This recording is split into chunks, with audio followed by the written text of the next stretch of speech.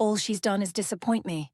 The words cut through the crowded hall like a knife through silk, each syllable designed to wound. My own father, standing there in his pressed khakis, using his commander's voice not to praise, not to protect, but to humiliate his only daughter in front of everyone we'd ever known. Then he turned to the young Navy SEAL beside him, clapping him on the shoulder with pride that had never been mine. "Now this is what real service looks like," he announced, his smile sharp as broken glass. The SEAL's face went white as he looked at me, his voice trembling. Are you the Black Widow?" The entire room froze. Even my father's smirk faltered, because sometimes the truth arrives wearing combat boots. The reunion was meant to be simple. Just neighbours and old friends gathering in our town's community hall, where Saturday bingo and Friday fish fries had marked time for decades. The room smelled of home-fried chicken, fresh coffee, and that particular mix of Old Spice and mothballs that follows veterans everywhere. Folding metal chairs groaned gently under the weight of people who'd known me since I was knee-high. Women fanned themselves with paper programs against the thick summer heat, while their grandchildren chased each other between the tables, clutching cups of too-sweet lemonade. I had driven 3 hours to be here, not expecting fanfare, but hoping for something resembling peace. It had been 7 years since I'd stood in the same room as my father. 7 years of one-sided phone calls and unopened letters. 7 years of his silence saying everything his voice wouldn't. The moment I walked through those double doors, I saw him. Still tall at 73, still holding his shoulders like he was about to inspect troops.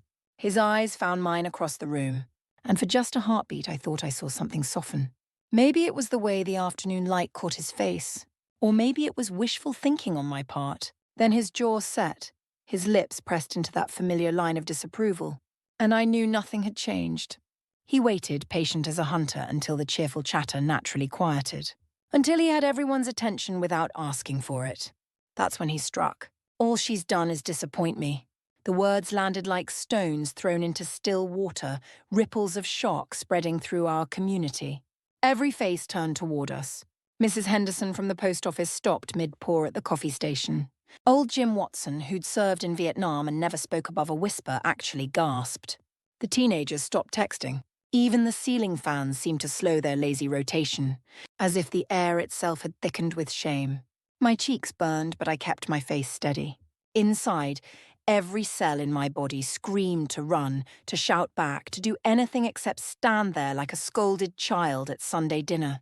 But I had learned long ago that sometimes the bravest thing you can do is refuse to move. Then, because one blow apparently wasn't enough, my father turned with theatrical precision. His weathered hand landed heavy on the shoulder of a younger man standing beside him. Clean-cut, broad-shouldered, with that unmistakable military bearing that makes civilians stand a little straighter without knowing why.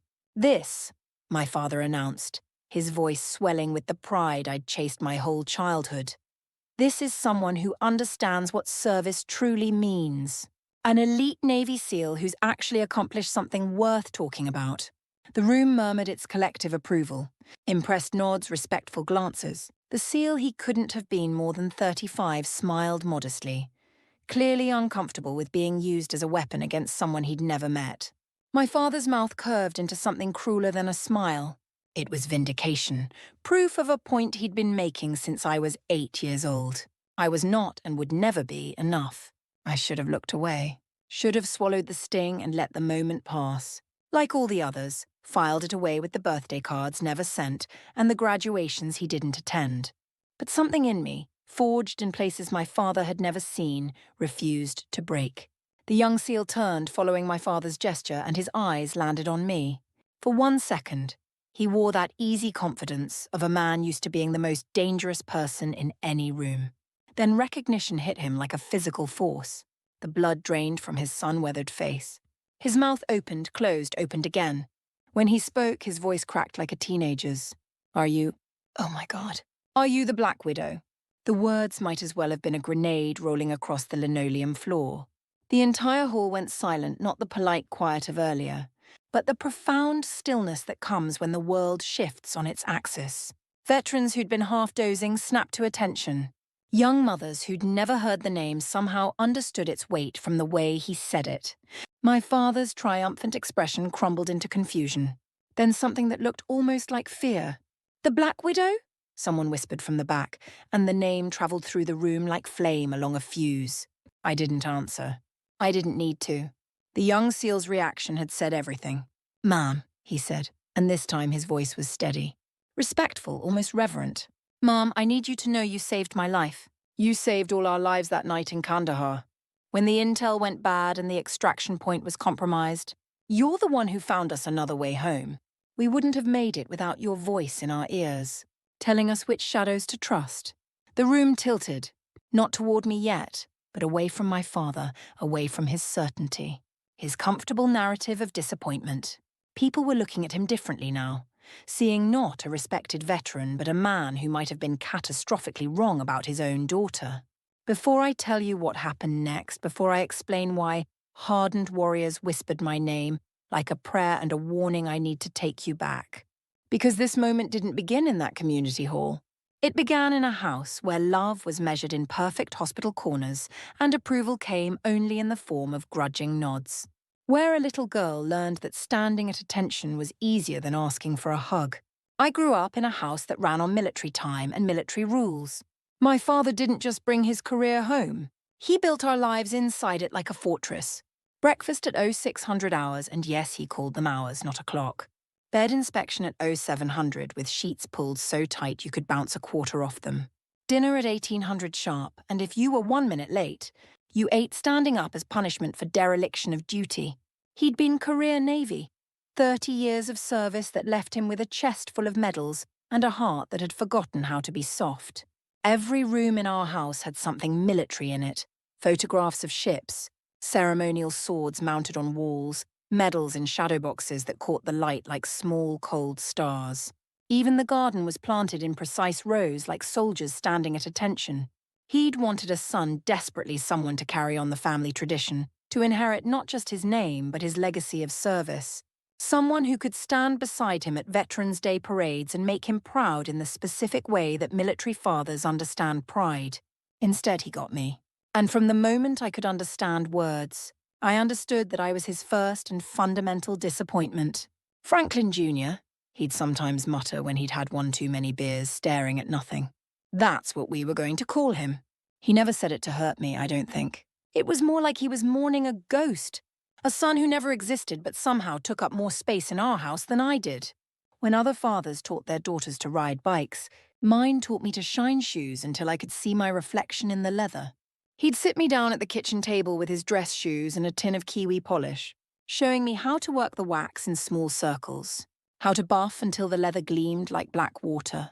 "Discipline is in the details," he'd say, inspecting my work with a critical eye.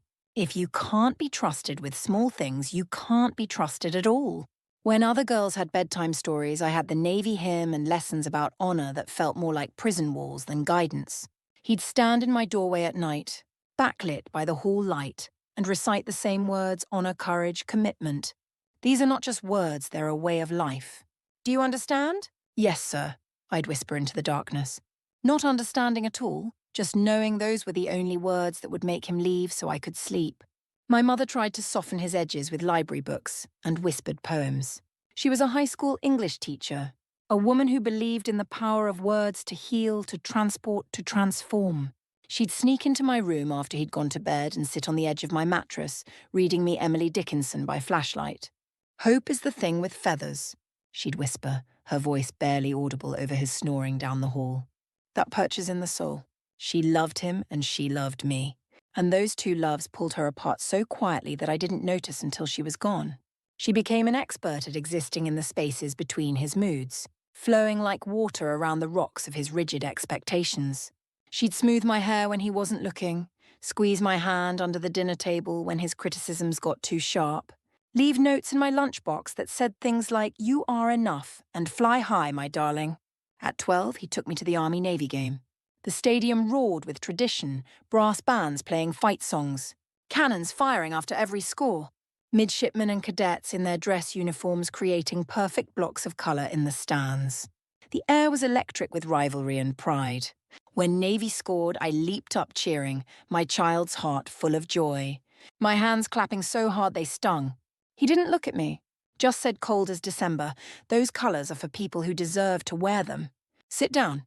I sat. But something in me, small and stubborn as a seed, refused to stay down. That seed would grow over the years, fed by every dismissal. Every disappointed look, every time he introduced me as my daughter in a tone that suggested he was apologizing for something. When I was 15, I started researching the military academies on the library computer. I'd tell my mother I was working on homework. But really I was reading about Annapolis, about women who'd graduated and gone on to serve. I printed out their stories and hid them under my mattress like contraband, reading them at night by the street light that filtered through my curtains. When I was 17, I told him I wanted to apply to the Naval Academy. We were eating dinner meatloaf, mashed potatoes, green beans arranged in perfect parallel lines on his plate. The silence that followed could have frozen water. He set down his fork with deliberate slowness, the metal clicking against the plate like a judge's gavel. "You want attention," he said flatly, not looking up from his meal.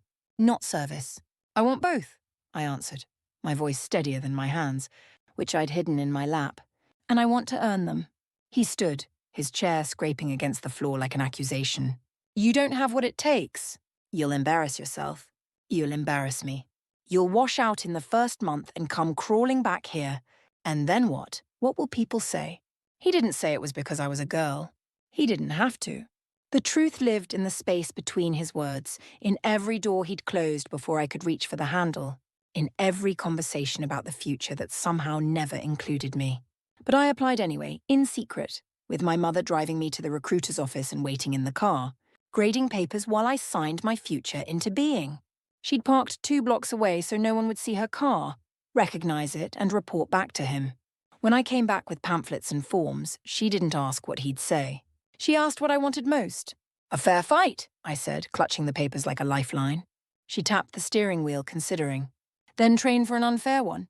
The world doesn't owe us fairness, especially not women in a man's world. But that doesn't mean we can't take what we need anyway." I filled out the application at the kitchen table after midnight, when the house was so quiet I could hear the refrigerator humming and the clock ticking above the stove. I wrote my essay about service, about duty, about wanting to be part of something larger than myself. But what I really wrote about was him, how his disappointment had shaped me like pressure shapes diamonds. How I'd learned to find strength in the spaces where his love should have been. When the thin envelope came first acknowledgement of receipt, I hid it in a book of poetry my mother had given me. When the thick one arrived in March, I pressed it to my chest until the cold of it sank through my shirt and chilled my skin. I waited until he was in his study, reviewing his old service records like he did every Sunday afternoon. I knocked and stepped in. He looked up, jaw already set for whatever interruption I represented. "Sir," I said and held out the envelope. He slid it with his letter opener. He had a letter opener for everything. Believed in the right tool for the right job and read the first line. "We are pleased to offer you admission to the United States Naval Academy." He stopped, folded the paper, slid it back across his desk toward me like he was returning a bill to the wrong address. "So you're serious about this?" Not a question, really. More like an accusation. "Yes, sir." He turned back to his ledgers, to his careful accounting of the past. "We'll discuss it later." We never did. Graduation night, the backyard was full of my classmates and their families. My mother had strung white lights between the trees, made lemonade from scratch, baked 3 different kinds of cookies. She'd even convinced some of my teachers to come. Mrs. Rodriguez, my calculus teacher, hugged me and whispered, "You're going to do amazing things." Mr. Chen, who'd taught me to love history, shook my hand formally and said, "Make them remember your name." My father didn't come. His car was in the driveway, he was in his study, but he didn't come. Around 9 o'clock, when the party was winding down, his sedan pulled out of the driveway, drove slowly past the backyard where everyone could see him, and kept going. It felt like being saluted and dismissed at once, acknowledged and erased in the same gesture. Later, after everyone had gone home, my mother found me sitting on the back steps, still in my graduation dress, staring at the spot where his car had been. "He does love you," she said softly, sitting beside me, not quite touching. "He just doesn't know how to love something he can't control." "That's not love," I said. She was quiet for a long moment. "Then no, you're right. It's not. But it's all he has to give. And we can't make people give us more than they have. We can only decide what to do with what they offer." The morning I left for Annapolis for plebe summer, where they'd break me down and build me back up, my mother tucked 3 envelopes into my duffel bag. She'd written on each one in her careful teacher's handwriting, "Open when you're lonely. Open when you're hurt. Open when you forget who you are." She hugged me hard at the bus station, held on like she was trying to press all her love into me at once, create a reserve I could draw on when I needed it. Then she stepped back and inspected me like she used to before school picture day. "Stand up straight," she said, and we both laughed. But it was the kind of laugh that's mostly tears. My father had an appointment to get the tyres rotated that morning. Very important. Couldn't be rescheduled. On the bus, watching the town slide by the hardware store where he'd taught me to choose the right nail for the right job. The diner where he'd order the same thing every Sunday after church. The courthouse where his name was on a plaque for distinguished service. I thought about patterns. How he'd taught me to see them without meaning to, taught me to look for the design underneath the chaos. He'd meant it for shining shoes and making beds, but I'd learned to apply it to everything. To people, to problems, to the intricate ways that danger announces itself before it strikes. Processing at Annapolis smelled like fear and determination in equal measure. They cut my hair short, shorter, shortest. They gave me uniforms that didn't fit quite right, shoes that would blister before they'd protect. They yelled at us for existing wrong, for breathing wrong, for thinking wrong. It should have felt like home, after all. I'd been trained for this my whole life, but it didn't. Because here, at least, the discipline had a purpose beyond control. Here they were building something, not just tearing it down. I learned fast that the trick wasn't to be louder or tougher. It was to be precise. Exactness was a language that transcended gender. When your hospital corners were perfect, when your shoes reflected light like mirrors, when you could recite regulations forward and backward, nobody cared what kind of chromosomes you carried. Excellence was its own argument. I wrote him letters I never sent. "Dear Dad, today I ran 5 miles in boots and didn't fall behind." "Dear Dad, I scored expert on the rifle range. Guess those Saturdays at the range when I was 14 paid off." "Dear Dad, my squad leader said I have natural leadership abilities." I'd write them late at night, after lights out, using the hallway light that leaked under the door. Then I'd tear them up into tiny pieces and flush them down the head, watching my words spiral away into the Chesapeake Bay. The academy gave me something my father never could, a way to measure myself that didn't depend on his approval. I learned that I could survive on 4 hours of sleep, could swim until my lungs screamed and keep swimming, could lead a squad through a night navigation exercise in the rain and bring everyone home. I learned that respect could be earned with competence, not just inherited through DNA. I graduated in the top 10% of my class. My mother came to the ceremony, wearing a new dress she'd saved for months to buy. She cried when they called my name, when I walked across that stage in my whites, when I threw my cover in the air with everyone else. My father sent a card with his name typed under the closing Colonel Franklin Marshall Rhett. Like I might have forgotten who he was? Like I might have confused him with someone who gave a damn. The real story, the one that would echo through that community hall years later, began when I was stationed at Coronado. The naval base sat on a peninsula that felt like the edge of the world, where the Pacific Ocean met the sky in a line so sharp it could cut you. I wasn't there to become a SEAL. That door wasn't open to women then, no matter how fast we could run or how straight we could shoot. I was there as an intelligence and operations officer, assigned to support the teams with the kind of detailed planning that meant the difference between a successful mission and a folded flag. The first time I walked into the team room, 12 pairs of eyes tracked me like I was either prey or an intruder. They hadn't decided which yet. These were men who'd been trained to be the deadliest people in any room, who'd earned their tridents through Hell Week and worse, who didn't trust easily and trusted women in their operational space almost never. "Gentlemen," I said, setting my briefing materials on the table with deliberate calm. "I'm Lieutenant Marshall. I'll be your operations and intelligence officer. I don't pretend to be one of you.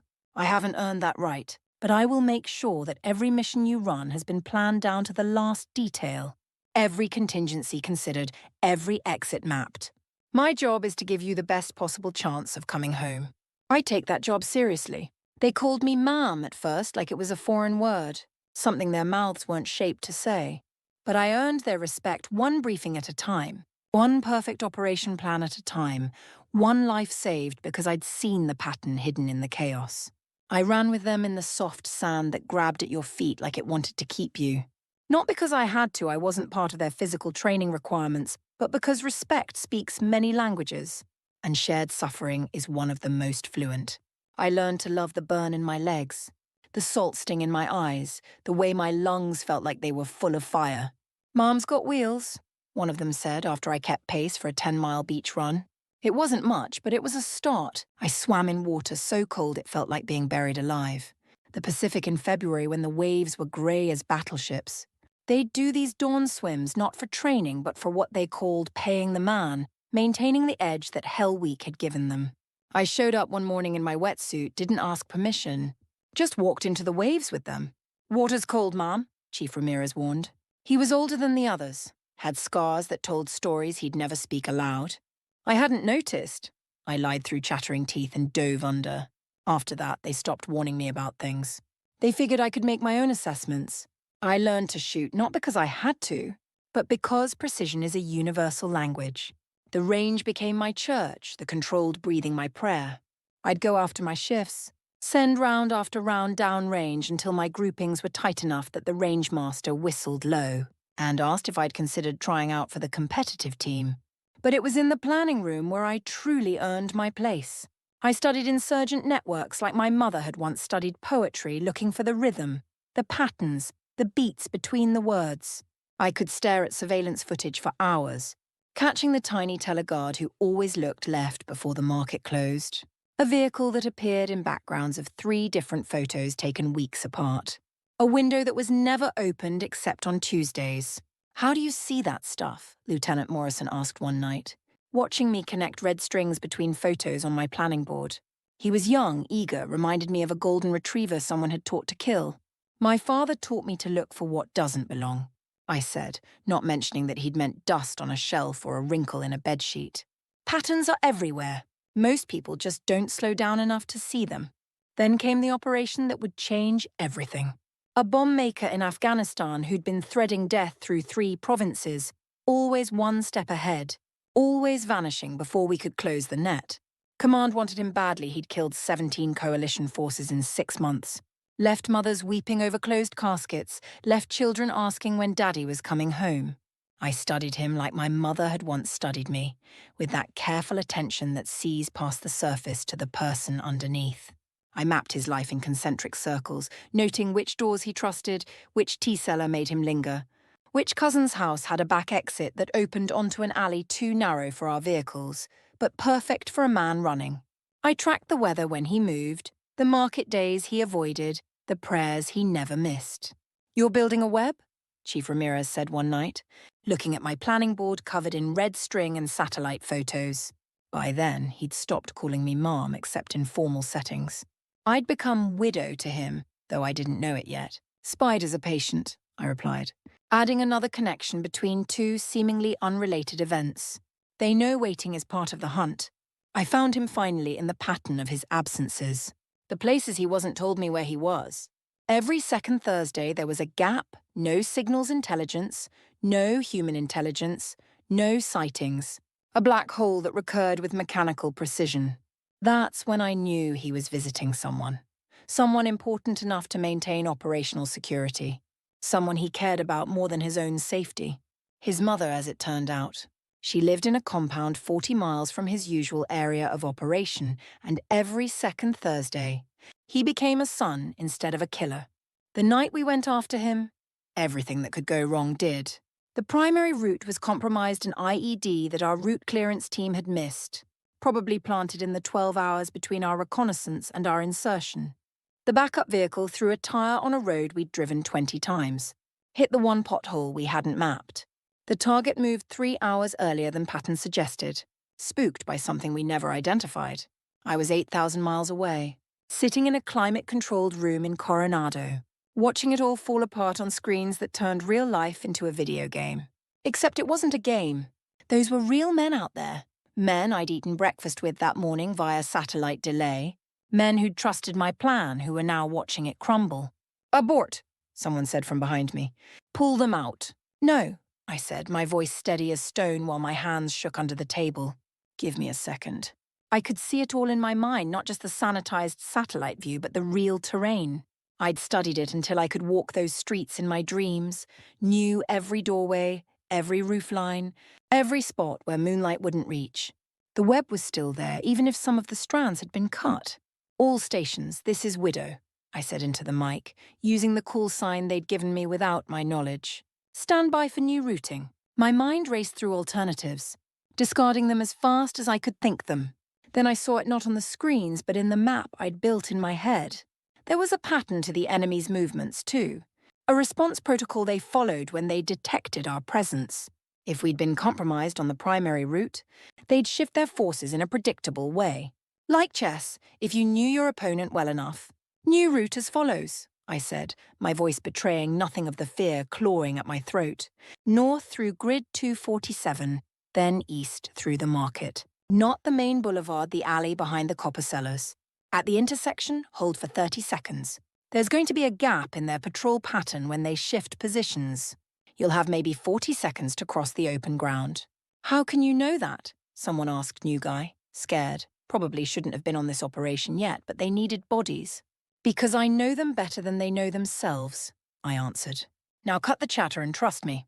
"Remy, you're on point. The rest of you stack on him and move like water, fast and quiet." Silence on the radio. Then Chief Ramirez's voice, tight but trusting. "Copy that, Widow." "We're moving." I watched on the screen as the team repositioned, 8 tiny heat signatures moving through the maze of streets.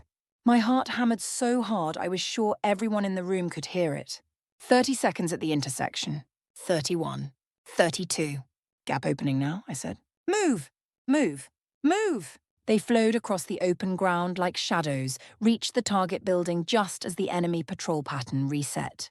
The bomb maker came out the back door, exactly as I'd predicted. Turned left toward his escape route, reached for the phone he always used to call for extraction. The tower was dark. I'd made sure of that, worked with our electronic warfare team to kill that specific cell tower at that specific moment. He hesitated, confused. Half a second, maybe less. It was enough. No shots fired, no explosions, just zip ties and a hood and then silence. Clean, professional, anticlimactic in the way the best operations are. Back in the operations center, someone exhaled loudly. I hadn't realized we'd all been holding our breath. On the screen, I watched the team move to their extraction point, carrying their prize, all of them vertical and mobile. All of them coming home. "Widow?" Chief Ramirez's voice crackled through the satellite delay. "Good web." The room erupted in quiet celebration backslaps, fist bumps. The subdued joy of professionals who know how close they'd come to disaster. Someone drew a spider in the corner of my planning board with a Sharpie, gave it an hourglass on its back filled in with red. "Black Widow," Lieutenant Morrison said, grinning. "Because you caught him in your web." The name stuck. Not officially, I was still Lieutenant Marshal, intelligence officer, clearance level eyes only. But in the team rooms, in the ready rooms, in the spaces where warriors gathered to tell stories that would never make the official reports, I became the Black Widow, the one who could see the patterns, who could spin plans that caught what others couldn't see, who could guide them home through the darkness with nothing but a voice in their ear and a map in her mind. The young SEAL standing in that community hall, Remy, he'd been on that operation and a dozen others. He'd been the new guy who'd questioned me, who'd learned to trust my voice even when the plan fell apart, especially when the plan fell apart. I'd talked him through an ambush in Mosul, guided him out of a collapsed building in Ramadi, helped him find the one safe path through a minefield that wasn't supposed to exist. But my father knew none of this. The world I operated in was classified beyond his clearance level, both literally and emotionally. In his mind, I was still that disappointing daughter who'd chosen attention over real service, who'd taken a uniform she didn't deserve and done nothing meaningful with it. The silence between us stretched into years, measured in unopened letters and unreturned calls. I sent him photos of my promotions, lieutenant junior grade, full lieutenant, lieutenant commander. Each one came back in a fresh envelope, unopened but somehow heavier for the rejection. I invited him to my ceremonies, knowing he wouldn't come, needing to offer anyway.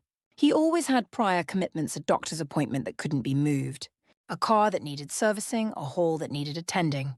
My mother became our only bridge, and she maintained it with the dedication of someone who knew that bridges, once burned, rarely rebuild.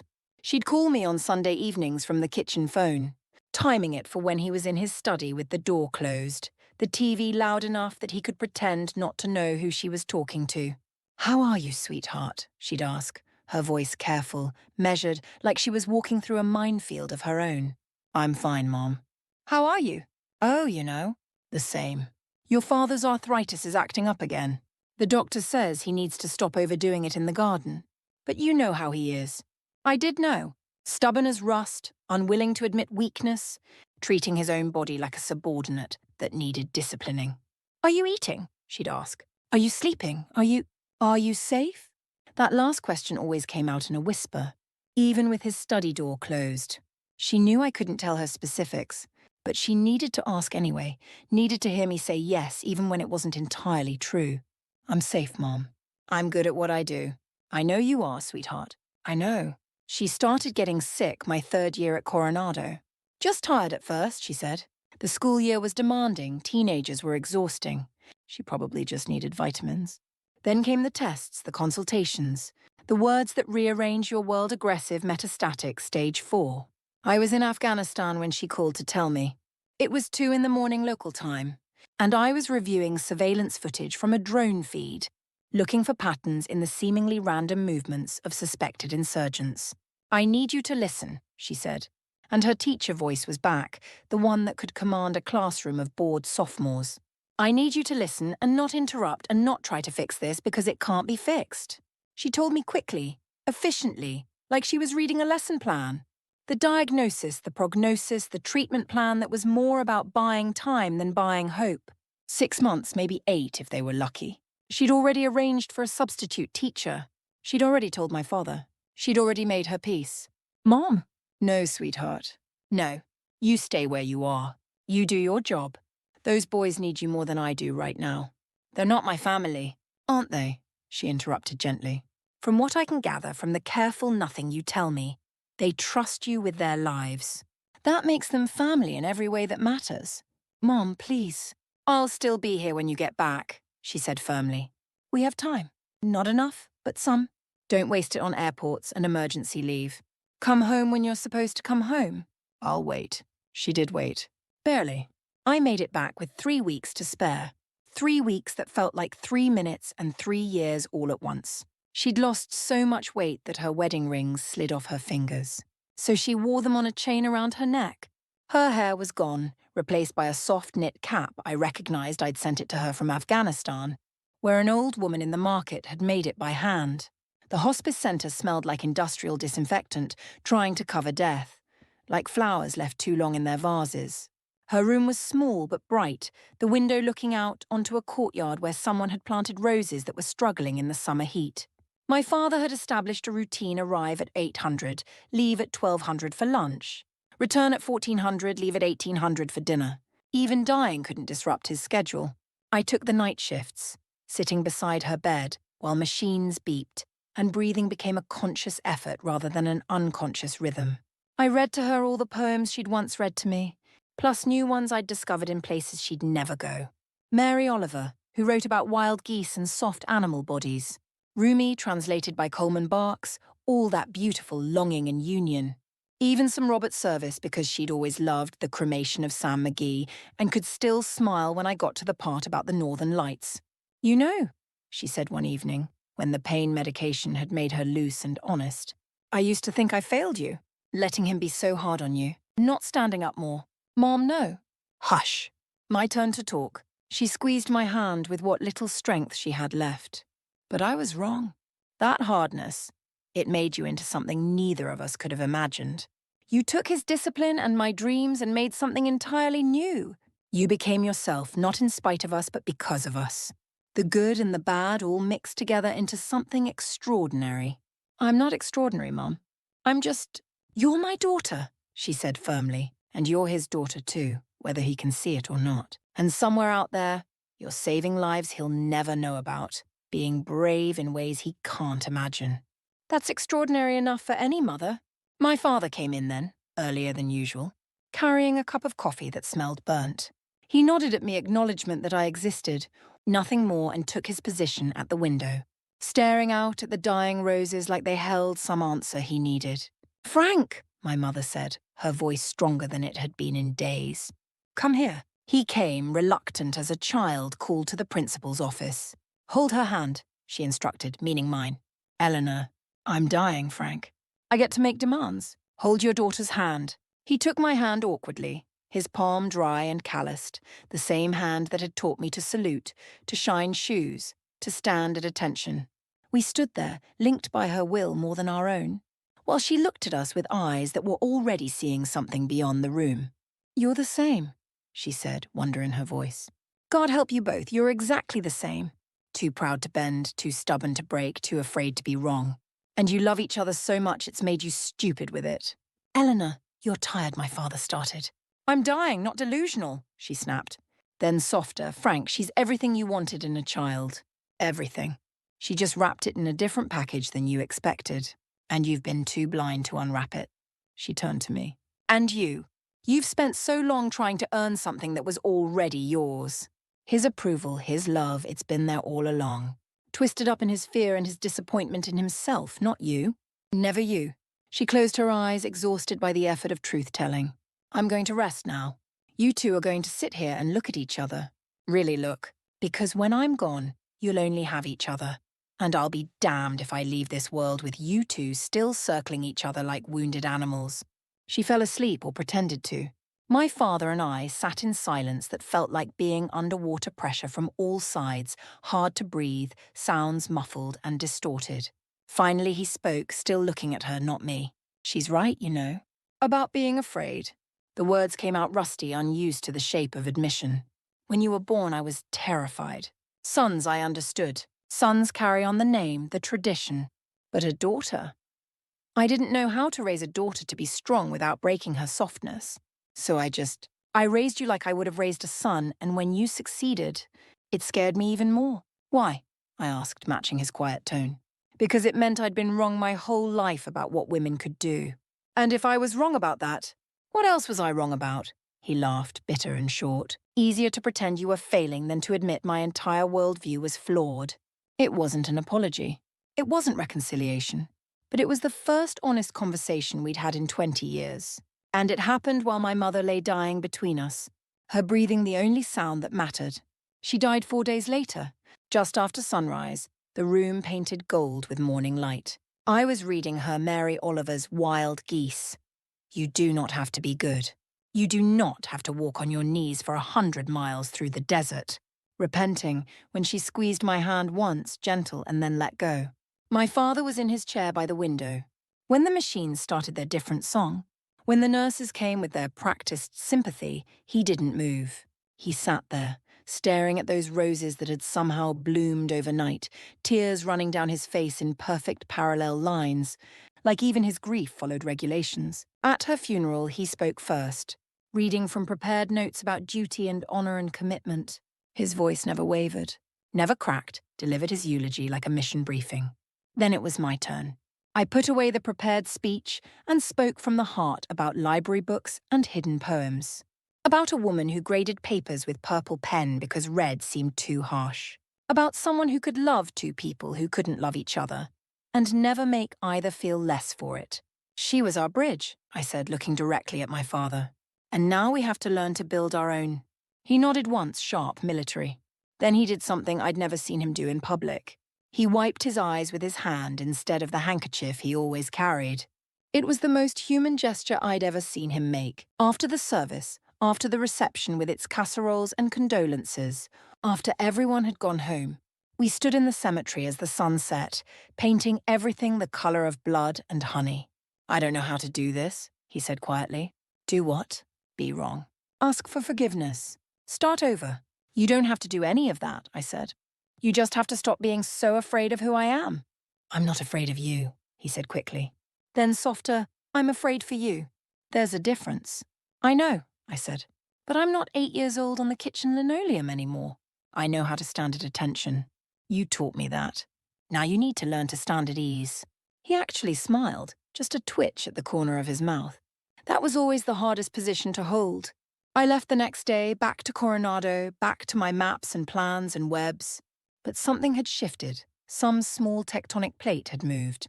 He started answering my letters, not long responses, just a line or two. Weather's been good. Fix the garage door. Your mother's roses are still blooming. Small things, but they were words where there had been only silence.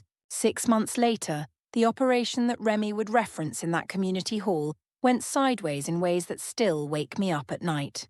Intelligence failure, weather changes, a mechanical malfunction that shouldn't have been possible, everything that could go wrong did, and then found new ways to go worse. 12 men trapped in a compound in Kandahar. Surrounded, outnumbered, and our eyes in the sky had gone blind. The drone had malfunctioned, the satellite was pointed the wrong way, and the backup surveillance asset was 40 minutes out. I was in the operations center at Coronado, watching nothing on screens that should have shown everything.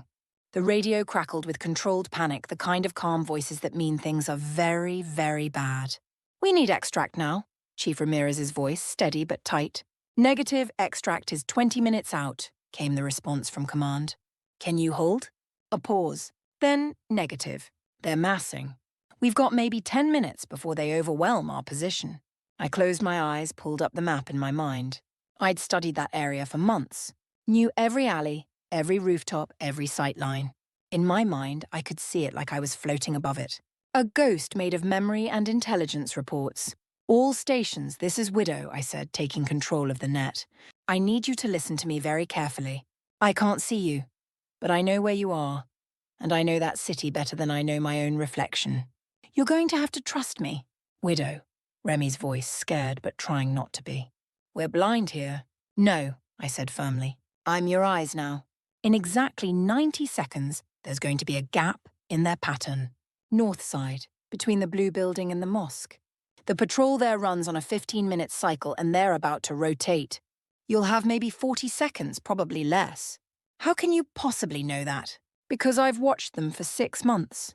Because people are creatures of habit, especially under stress. They'll follow their training, their patterns. Now stop talking and start moving toward that north wall. Stack up and be ready." I counted in my head, seeing the mental map. The movement patterns I'd memorized like sheet music. 80 seconds. 85. 90. Gaps opening now. "Move, move, move." I heard them breathing over the radio as they ran. In my mind, I ran with them. Seeing the path, the shadows where they could hide, the corners where death might wait. "Hard left after the mosque," I said. "There's an alley that's not on your maps. It's narrow, single file only, but it leads to the market. From there, you can reach the alternate extract point." "Widow, that alley might not." "It's there," I said with more confidence than I felt. 20 meters past the mosque's eastern corner, behind the green door, with the Arabic that looks like a child painted it. Trust me. They found it. Of course they found it, because I'd spent hours studying satellite photos, marking every deviation between our maps and reality. They moved through the city like I was puppeting them, my voice in their ears guiding them through the maze. "Stop," I said suddenly. "Hold position. Do not move." They froze. 10 seconds later, they heard it, an enemy patrol passing one street over, close enough that they could hear individual voices. If they'd kept moving, they would have run right into them. "How?" Remy whispered. "Timeline," I answered. "They run that patrol every 45 minutes. You're clear now. Move." For 17 minutes, I talked them through the darkness. "Turn here, wait there, run now, hide now." I was their eyes, their guardian angel, their spider spinning a web of safety through a city that wanted them dead. When they finally reached the extract point, when the helicopters appeared like mechanical angels, I heard the collective exhale of 12 men who'd thought they were going to die. "Widow," Chief Ramirez said over the net. "I don't know what kind of magic that was, but not magic," I interrupted. "Just pattern recognition. Get on those birds and come home." Later, much later, when they were back safe and the debrief was done and the adrenaline had faded into exhaustion, Remy found me in the operations center. I was updating my maps, adding the new intelligence we'd gathered from their movement through the city. "Mom," he said, standing at attention even though I'd told him a dozen times it wasn't necessary. "Remy, that was what you did. I've never seen anything like it." "You didn't see it," I pointed out. That was the point. He laughed, nervous and young. "You know what I mean? You saved us. All of us. Without even being there." "I was there," I corrected. "Just differently. Now get some sleep. You look like death warmed over." He started to leave, then turned back. "Ma'am, the guys are talking about getting something made. A coin or something. To remember. Is that Would that be okay? It's your coin, Remy. You don't need my permission. But when the coin arrived a month later, a spider in the center. We come home around the edges, he brought me one anyway. Serial number 001, the first one minted. This is yours, he said simply, placing it in my hand. We all voted. The metal was warm from his pocket, heavy for its size. It was unofficial, unsanctioned, the kind of thing that would never go in my service record. It was also the medal that mattered most, because it came from the men who knew what I'd done when no one was watching. When there were no cameras or commanders or commendations. Just a voice in the darkness, bringing them home. But my father would never know about that coin, about that night, about any of the operations that earned me a reputation, whispered in team rooms and ready rooms around the world. In his mind, I was still the disappointment. The daughter who'd taken a commission she didn't deserve and done nothing with it worth mentioning. The wall between us might have stayed that high forever if not for that reunion. That moment when his attempt to humiliate me became my vindication. Which brings us back to that community hall, to the moment when everything hidden came into the light. After Remy recognized me, after the Black Widow entered that small-town room like a ghost made real, the entire dynamic shifted. People were recalibrating, doing the math, understanding that they'd been told one story, but were now witnessing another. My father stood there, his hand still on Remy's shoulder but loose now, uncertain, like he was touching something that might burn him. I don't understand, he said, the words coming out small, confused. My daughter is an intelligence officer. She does analysis. Paperwork? Sir, Remy said, his voice respectful but firm. Your daughter does a lot more than paperwork. She's the reason my team came home from Afghanistan. She's the reason a lot of teams came home. Old Jim Watson, the Vietnam vet who rarely spoke above a whisper, cleared his throat. The Black Widow, he said, testing the words. I've heard that name. My nephew's boy, Marine, said there was someone they called the Spider. Said she could see trouble coming before it arrived. That you? I nodded, feeling exposed in a way that no amount of hostile fire had ever made me feel. Different units, different names. Same idea. But how? This from Mrs. Henderson, who'd been frozen at the coffee station. How did we not know? How did your father not know? Because I couldn't tell you, I said simply. Most of what I do is classified. And I looked at my father. Some people don't want to know. It's easier to stick with the story they've already written. My father's face went through several expressions, confusion, anger, something that might have been shame before settling on a kind of blank shock.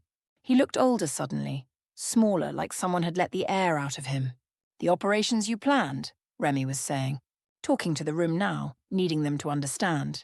She'd spend 18 hours straight studying surveillance footage, looking for patterns the rest of us couldn't see.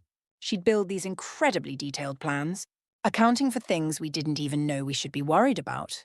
And when things went wrong, because things always go wrong, she'd adapt in real time, guide us through. She was like having a guardian angel with a satellite view and a photographic memory. That night in Kandahar, he continued, and I saw several veterans lean forward, recognizing the place if not the specific incident. We were trapped, surrounded. No air support, no surveillance, no way out that we could see. And this voice comes over the radio calm, certain. Like she's reading us a bedside story instead of talking us through a nightmare. She guided us through that city blind, using nothing but memory and pattern recognition. Told us when to run, when to hide, when to wait. Counted down enemy patrols to the second. It was like she was there with us, except she was 8,000 miles away. The room had gone completely silent. Even the children had stopped running around, sensing that something important was happening, even if they couldn't understand what. We made coins, Remy said, pulling out his.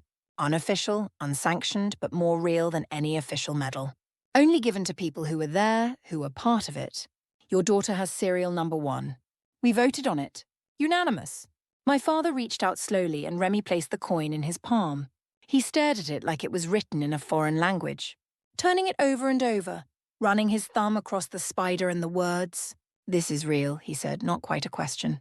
As real as anything in my service jacket, Remy confirmed. More real, maybe, because we chose to make them.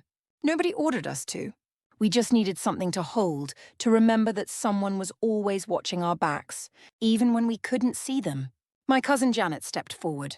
Lily, I don't understand. All these years your father said you were... She trailed off, not wanting to repeat the words. A disappointment. I finished for her. I know what he said. And from his perspective, maybe it was true. I didn't serve the way he expected, didn't fit the mold he'd built for me. But that doesn't mean I didn't serve. Why didn't you ever defend yourself? She asked. Why let us all think? Because you can't fight someone else's narrative for them, I said, looking at my father. They have to be ready to rewrite it themselves. And honestly, I was tired of trying to prove something that should have been obvious. I'm his daughter. I've served with honor for 20 years. If that's not enough, no amount of explaining was going to make it enough. Mrs. Dwyer, the MC who'd been standing frozen by the microphone, finally found her voice. I think maybe we should take a break. Let everyone process. People began to move slowly like they were walking through water. Some headed for the coffee, needing something to do with their hands. Others formed small clusters, whispering, glancing at me and my father in turn. The veterans, especially the older ones, began approaching me one by one. Marine, 68 to 71, one said, offering his hand. It's an honor. Navy Gulf War, another said. My son's in Afghanistan now. Thank you for bringing them home. Each handshake felt like a small vindication, a recognition I hadn't known I'd been craving. But I kept watching my father from the corner of my eye. He stood apart from everyone, still holding Remy's coin, looking lost in his own community hall. Finally he approached. People gave us space, creating a small circle of privacy in the crowded room. 20 years, he said quietly. You've been doing this for 20 years and I never knew. You never asked, I replied, not unkindly but honestly. Every time I tried to tell you about my work, you changed the subject. Every letter I sent, you returned unopened. Every invitation to my promotions, you declined. You built a wall, Dad. I just stopped trying to climb it, I thought. He started, then stopped. I thought you were trying to show me up, trying to prove something. I was, I said. I was trying to prove that I was your daughter, that I inherited your sense of duty, your discipline, your commitment to service. I was trying to prove that I was exactly what you'd raised me to be, just in a different uniform than you expected. He looked down at the coin in his hand. Your mother knew, didn't she? Some of it. Not the details, but she knew I was doing something that mattered. She knew I was saving lives. She tried to tell me, he admitted. Especially near the end. She said I was missing something important, that I was so focused on what you weren't that I couldn't see what you were. Mom was good at seeing people clearly, I said. It's why her students loved her. We stood in silence for a moment. Two people who shared DNA and history but had never really known each other. That young man, my father said, nodding toward Remy, who was now surrounded by other veterans, all wanting to hear more stories. He would have died without you. Possibly. Probably. And others. Yes. How many? I don't count, Dad. That's not what it's about. It's about making sure that every operation has the best possible chance of success, that every team has the best possible chance of coming home. Sometimes that means I save lives. Sometimes it just means I prevent disasters. Either way, it's my job. He was quiet for a long moment, processing. Then I was wrong. 2 words, but they cost him everything. His whole world view, his carefully constructed narrative about his disappointing daughter, his sense of himself as someone who understood honor and service, all of it crumbled with those 2 words. Yes, I agreed. You were. I don't know how to fix this, he admitted. And for the first time in my life, he sounded old. Not just aging, but old, uncertain, vulnerable human. I don't know if it can be fixed, I said honestly. Too much time, too much hurt. But maybe we can build something new. Something different. I'd like that, he said, then stronger. I want that. The reunion continued around us, but it felt different now. The quality of the air had changed, the way it does after a storm passes. People still came up to me, shaking hands, sharing stories of their own service or their children's service. But now my father stood beside me, not quite comfortable, but trying. At one point, Remy came back over with several other veterans in tow. Ma'am, he said, would you mind telling them about the Mosul operation? The one where you called the abort? That's classified, Remy. The details are, sure. But the general story? I glanced at my father, who was listening intently. All right, general story only. I turned to the small group that had gathered. We had intelligence on a high-value target in Mosul. Everything looked perfect, too perfect, actually. The target was exactly where we expected. The building was as described. The guards were in their positions. But something felt wrong. What do you mean, felt wrong? One of the veterans asked. Patterns, I said. When you study someone long enough, you learn their habits. This target, he always had a spotter on the building across the street. Always. But that night, the spotter was on a different building. One with worse sightlines. It was subtle, but it was wrong. So you called it off? I called the abort 3 seconds before our team would have entered the building. Turns out it was rigged to blow. The whole thing was a trap. The spotter was in the wrong position because he was outside the blast radius. 3 seconds, someone whistled low. That's cutting it close. That's the job, I said simply. You make the best call you can with the information you have, and you hope you're right. And if you're wrong, my father asked quietly, then you carry it, I said, meeting his eyes. Every operation, every decision, every life that depends on your judgment, you carry all of it. It's the weight of command, even if you're not the one pulling the trigger. He nodded slowly, recognizing something in my words, the burden he'd carried during his own service. Maybe, or the weight he'd watched other commanders bear. As the evening wore on, the story spread through the hall in waves. Each telling got a little more dramatic, a little more heroic, until I barely recognized myself in the narrative. But I didn't correct them. People need their stories, their heroes. Their moments of discovering that someone they thought they knew was actually someone extraordinary. Finally, the reunion began winding down. Families gathered their children. Veterans shook last hands. Women packed up leftover food in aluminum containers. My father and I found ourselves standing by the door watching people leave. Will you? He started, then stopped, started again. Will you be staying in town tonight? I have a hotel room. You could stay at the house, he offered awkwardly. Your room is. I haven't changed anything. I know, I said. But I think the hotel is better for tonight. We both need time to process this. He nodded, accepting the boundary. Then, surprising me, he pulled me into a hug. It was stiff, unpracticed. We hadn't hugged since I was 7 years old, but it was real. I'm proud of you, he whispered into my hair. I should have said that 20 years ago, but I'm saying it now. I hugged him back, feeling the brittleness in his shoulders, the way age had stolen some of his strength. Thank you, I whispered back. We separated, both a little embarrassed by the display of emotion. But as I walked to my rental car, I saw him standing in the doorway of the community hall watching me go. This time, though, he raised his hand in a wave, a real one. Not a dismissal, but an acknowledgement, a promise that this wasn't an ending, but maybe, possibly, a beginning. That night, in my hotel room, I sat on the bed, still in my dress, holding the challenge coin Remy had given me all those years ago. Serial number 001, the first one, the original. I thought about patterns, about webs, about the long, strange journey that had brought me to this moment. My phone buzzed. A text from an unknown number, but I recognized the format my father had finally learned to text, though he still wrote them like telegrams. Thank you for your service. Sorry it took so long to say proud to be your father, Dad. I laughed, actually laughed at the formal tone. The capital letters, the signature as if I might not know who it was from. But underneath the laughter was something else. A loosening, like a knot that had been pulled tight for so long I'd forgotten it was there, finally beginning to release.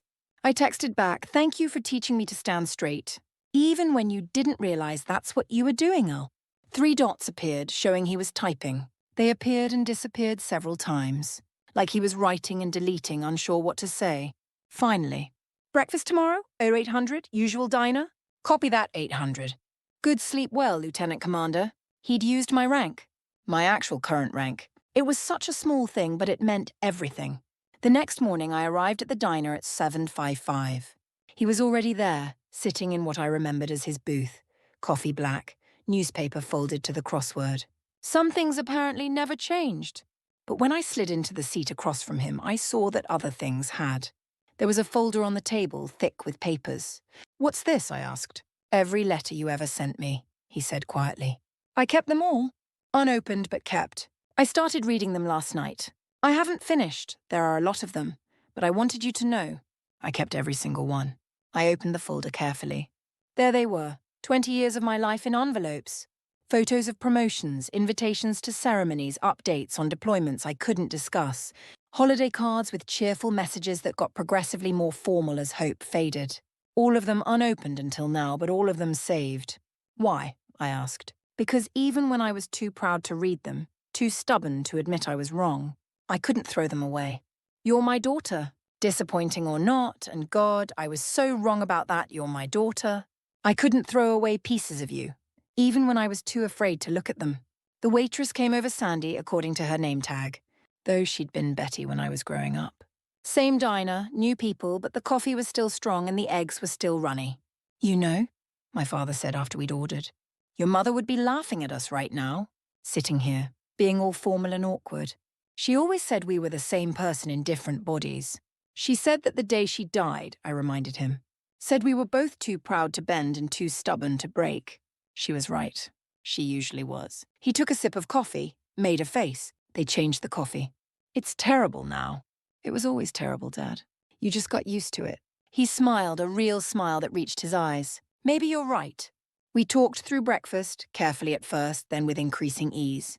Not about the big things, those would take time, but about small ones. The neighbour's dog that barked all night. The hardware store that had finally updated its inventory system. The way the town had changed and stayed the same in equal measure. As we were leaving, he stopped me in the parking lot. I want to understand, he said. What you do, who you are, all of it. I know most of it's classified, but what you can tell me, I want to hear. I want to know my daughter. It's been 20 years, Dad. That's a lot of catching up. Then we'd better get started, he said simply. Over the next year, we did exactly that. Phone calls every Sunday, actual conversations, not just weather reports. Letters that got opened and answered. He even learned to FaceTime, though he held the phone at unfortunate angles that gave me views of his nostrils more often than his face. I sent him sanitized versions of my operations, stories with the classified details removed, but the heart intact. He sent me photos of Mum's roses, which he'd learned to tend properly, and updates on the Veterans Hall, where he'd started telling people about his daughter, the Black Widow. I probably shouldn't use that name, he said during one call. Operational security and all that. It's okay, Dad. That ship has sailed. Besides, I'm rotating back to a training position soon. Time to teach the next generation. Teaching, he said thoughtfully. Your mother would like that. She would have. She would have loved all of it, the reconciliation, the understanding, the way we were finally learning to see each other clearly. But mostly she would have loved that we were trying. The following Thanksgiving, I came home for a full week. We went through photo albums I'd never seen, full of pictures of me as a baby, a toddler, a gap-toothed kid in various states of muddiness. In every photo where my father appeared, he was looking at me with an expression I'd never noticed before. Pride mixed with terror, love wrapped in fear. I was so scared, he admitted, touching a photo of him holding infant me. His hands enormous around my tiny body. Boys I understood, but a girl? How was I supposed to raise a girl to be strong in a world that would try to make her weak? So you raised me like a son. I raised you like a soldier, he corrected. And you became one. Just not the kind I expected. We visited Mum's grave together, stood side by side in comfortable silence while the wind played through the trees. He'd had a second stone installed next to hers with his name and birth date, just waiting for the final date to be carved. Morbid, I said. Practical, he countered. Besides, I want her to know I'm coming. She always hated surprises. That Christmas, he gave me something I'd never expected: his service medals. The ones he'd kept polished and perfect in their case all those years. The ones I'd dusted every Saturday as a child. Dad, I can't. You can and you will, he said firmly. They should go to someone who understands what they mean. Besides, he added with a small smile, I had them rearranged. I looked closer. There, at the bottom of the case, centered and mounted with the same precision as his official decorations, was Remy's challenge coin. The Black Widow coin, given equal honor with his bronze star and Navy cross. They belong together, he said simply. Your service and mine. Different but equal. Both honorable. I hung the case in my home office, where the morning light would catch the medals and make them shine. Not as a trophy or vindication, but as proof that sometimes the longest wars end not with victory or defeat, but with understanding. 2 years after the reunion, my father's health began to fail. Nothing dramatic, just the slow deterioration that comes with age and a lifetime of pushing the body past its limits. I took leave, came home, helped him navigate the VA hospital system with the kind of strategic planning I usually reserved for operations. I should have been better, he said one afternoon, tired from tests, looking small in the hospital bed. Should have seen you for who you were. You see me now, I said. That's enough. Is it? It has to be. We don't get to revise the past, Dad. We can only choose what to do with the present. He was quiet for a moment. Then, that sounds like something your mother would say. It is, I admitted. She wrote it in one of her letters to me. The ones she tucked in my bag when I left for Annapolis. She wrote you letters. 3 of them. For when I was lonely, hurt, and for when I forgot who I was. Which one was that in? All 3, actually. She knew me pretty well. He smiled. She knew both of us better than we knew ourselves. The end came on a Tuesday morning, because the important things in our family always seem to happen on Tuesday mornings. I was there holding his hand when he woke from what would be his last real sleep. Stand tall, he said, his voice barely a whisper. Always do. I know, he said. I finally learned to look up. Those were his last coherent words. He died an hour later as the sun painted the hospital room gold, the same light that had welcomed my mother home. At his funeral, the honor guard folded the flag with mechanical precision, each movement exactly as he would have wanted it. They presented it to me with the words that had been said over countless service members, on behalf of a grateful nation. But when I spoke, I didn't talk about the grateful nation. I talked about a complicated man who'd learned to admit he was wrong, about the courage it takes to change your mind after 70 years, about how love sometimes looks like disappointment until you learn to translate it properly. He taught me to stand at attention, I said, looking out at the crowd of veterans, neighbors, and family. But more importantly, in the end, he taught me that standing at ease takes its own kind of strength. After the service, Remy appeared older now, teaching at the War College, but still carrying himself like a man who'd learned to move through danger.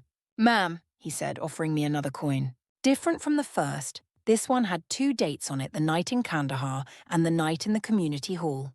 What's this for? I asked. The second date, he said. That's the night you saved your father. Different kind of operation, but just as important. I held the coin warm from his pocket, heavy with meaning. I didn't save him. He saved himself. Maybe, Remy said. But you gave him the intelligence he needed to plan the operation. That's what you do, isn't it? Give people the information they need to save themselves. He wasn't wrong. That's exactly what I'd done, what I'd always done. I'd spun a web not to trap but to catch, not to deceive but to reveal. The Black Widow had never been about death. It had been about creating patterns that helped people find their way home, even when home was a place they'd never expected to go.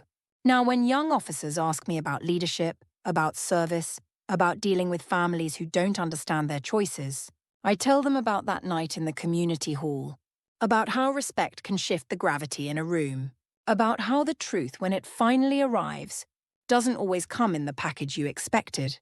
But mostly I tell them about my father, who spent 70 years being wrong and 3 years being right, and how those 3 years somehow weighed more than all the decades that came before. I tell them that forgiveness isn't about erasing the past, but about choosing to write a different future. And I tell them about patterns, how, if you look closely enough, with enough patience and precision, you can see that even the most broken relationships have threads that can be rewoven. You just have to be willing to sit at the loom long enough, to work with the materials you have rather than the ones you wish you had. That's what the Black Widow really means to me now. Not the spider who kills, but the one who spins. Who takes the silk of experience, even the painful kind, and weaves it into something useful. Who builds bridges across impossible spaces and trusts them to hold weight they were never designed to carry. In my home office, my father's medals and mine share the same case now. His Bronze Star and my Intelligence Star. His Navy Cross and my Challenge coins. Different wars, different kinds of service, but in the end, the same thing, 2 people who stood tall, who served something greater than themselves, who learned eventually, painfully, beautifully to see each other clearly. The morning light catches them sometimes, makes them shine like small suns. When that happens, I think of him, of her, of all the threads that connect us across time and space and death. And I remember what my mother told me, what I told my father, what I tell the young officers who come seeking wisdom I'm not sure I possess. Stand tall. Not away, just up. And if you fly high enough, if you're patient enough, if you spin your web with enough care and precision, eventually even the people who love you most will learn to look up and see you. Not as they wished you were, but as you actually are. And sometimes, rarely, miraculously, when the light is just right, that's exactly who they wanted you to be all along. They just needed time to adjust their eyes to the height.